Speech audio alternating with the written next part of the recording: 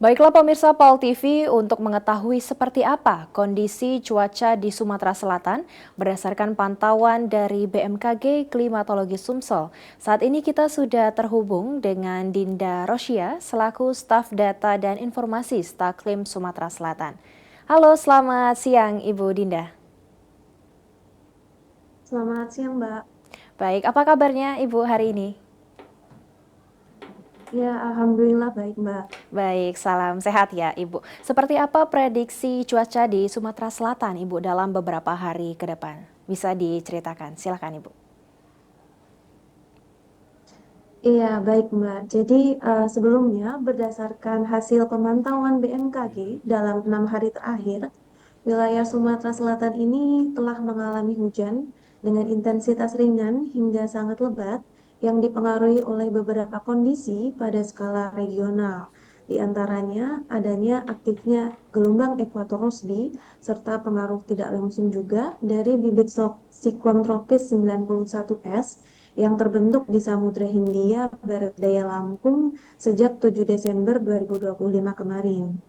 Nah, untuk prediksi cuaca ke depan, diperkirakan wilayah Sumatera Selatan berpotensi mengalami hujan dengan intensitas harian ringan hingga lebat. Kondisi tersebut berkaitan dengan dinamika atmosfer dalam sepekan ke depan yang dipengaruhi oleh masih mengalami pengaruh tidak langsung dari bibit siklon tropis 91 S di Samudra Hindia bagian barat. Kemudian juga adanya fenomena-fenomena atmosfer lain seperti aktifnya gelombang ekuator Rossby, kemudian juga ada penggerak dari skala regional seperti fenomena dipol moon yang sedang aktif dalam fase negatif, di mana ketika dipol moon aktif dalam fase negatif ini akan berpotensi untuk meningkatkan potensi kejadian hujan. Kemudian selain dipol ada fenomena global ENSO yang sedang berada di fase lanina lemah. Nah, kondisi lanina lemah ini juga berpotensi meningkatkan kejadian hujan, eh, khususnya untuk di wilayah Sumatera Selatan. Mungkin Baik, begitu, Mbak. baik Ibu Dinda, apakah untuk di Sumatera Selatan saat ini sudah memasuki puncak musim hujan Ibu? Dan kiranya sampai kapan ini akan berlangsung? Baik, untuk beberapa wilayah di Sumatera Selatan, ini memang telah menunjukkan peningkatan curah hujan yang dimulai pada bulan November ini.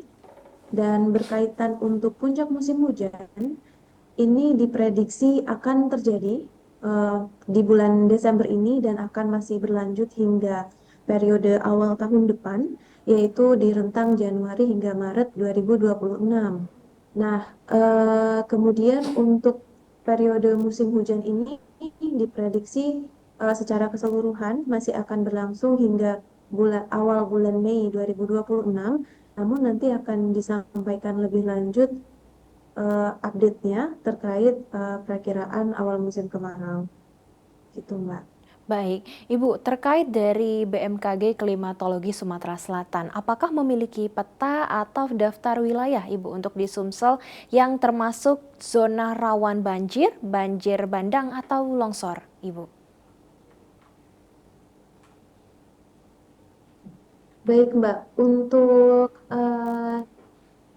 daerah-daerah yang rawan banjir, ini kami memperoleh data dari BPBD gitu ya, Mbak. Untuk daerah yang rawan banjir di Sumsel itu diantaranya meliputi Kabupaten Musi Banyuasin, kemudian Kota Palembang, Kabupaten Ogan Ilir, Kabupaten Oku, Kabupaten Muara Enim, Kabupaten. Sedangkan untuk daerah rawan rawan longsor diantaranya meliputi Kabupaten Musi Banyuasin, Kabupaten Muara Enim, Kabupaten Lahat, Kabupaten Oku, Kabupaten Oku Selatan, Kota Pagar Alam, Kabupaten Empat Lawang, dan juga Kabupaten Musirawas Utara. Jadi daerah-daerah tersebut memang perlu lebih mewaspadai terhadap potensi kejadian banjir maupun tanah longsor, Mbak. Baik, Ibu Dinda tadi juga sempat di-sounding bahwa untuk di Sumatera Selatan juga adanya ancaman bencana ya Ibu untuk hidrometeorologi. Menurut dari kacamata Ibu Dinda sendiri, parameter apa Ibu yang menjadi indikator utama untuk BMKG dalam melihat potensi bencana di hidrometeorologi di suatu wilayah Ibu? Baik, untuk parameter yang dipertimbangkan sebagai indikator utama yang dapat memicu bencana hidrometeorologi tadi, tentunya kami melihat dari segi faktor-faktor dinamika atmosfer yang mempengaruhi curah hujan ya, Mbak. Di Baik, antaranya di sini ada faktor dari suhu muka lautnya, kemudian dari kondisi anginnya, gelombang-gelombang atmosfer seperti Rossby ekuator, Kelvin, kemudian juga ada faktor cuaca iklim pada skala regional seperti sistem tekanan rendah yang saat ini juga sedang aktif di wilayah Samudra Hindia, kemudian juga daerah belokan atau pertemuan angin, serta faktor-faktor atmosfer pada skala yang lebih besar seperti IOD maupun ENSO. Jadi faktor-faktor itu yang kami pertimbangkan untuk eh, melihat memberikan potensi peringatan dini terkait cuaca dan iklim. Begitu, Mbak. baik. Ibu Dinda, apakah ada himbauan khusus Ibu bagi masyarakat yang tinggal di bantaran untuk sungai, daerah cekungan atau lereng perbukitan, Ibu?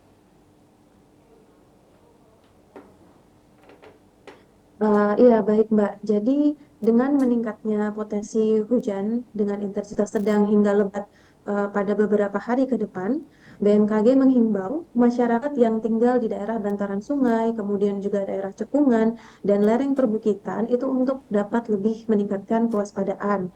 Bagi masyarakat yang di bantaran sungai, diharapkan dapat mewaspadai potensi kenaikan debit air sungai dan segera bersiap menghindar ke tempat yang dirasa lebih aman jika merasa ada tanda-tanda banjir, seperti mungkin arus yang tiba-tiba lebih deras atau adanya indikasi air sungai yang mulai meluap.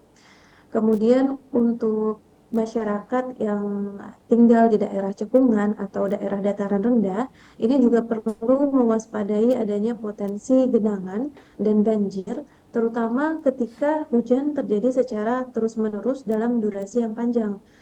Karena apabila hujannya ini terjadi secara terus-menerus, maka kapasitas tanah untuk menampung air itu juga akan semakin menurun, sehingga tingkat kerentanan terhadap bencana tadi juga semakin meningkat. Kemudian untuk warga yang tinggal di daerah lereng perbukitan, ini perlu untuk dari tanda-tanda longsor seperti mungkin adanya retakan di tanah, kemudian juga pohon maupun itu Mbak. Baik, baik. Ibu Dinda, tentunya dari BMKG juga sudah memberikan warning dan juga himbauan ya kepada masyarakat terkhusus di Sumatera Selatan. Untuk last statement Ibu, apakah ada pesan dari BMKG kepada masyarakat Sumsel agar tetap waspada namun tidak panik Ibu dalam menghadapi dinamika cuaca saat ini? Silakan Ibu. Baik, jadi sebagai upaya untuk meningkatkan kewaspadaan bersama, BMKG menghimbau kepada masyarakat untuk tetap sigap menghadapi perubahan cuaca yang dapat terjadi sewaktu-waktu.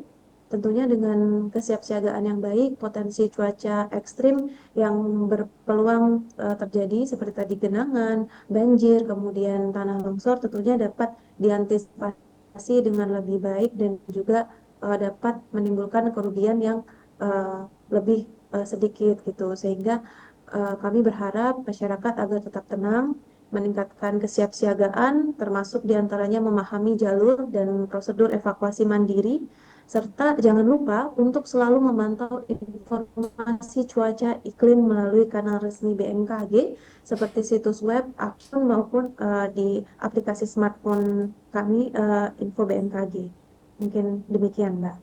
Baik, terima kasih Ibu Dinda Sofia selaku staf data dan informasi Staklim Sumatera Selatan. Selamat bertugas kembali Ibu.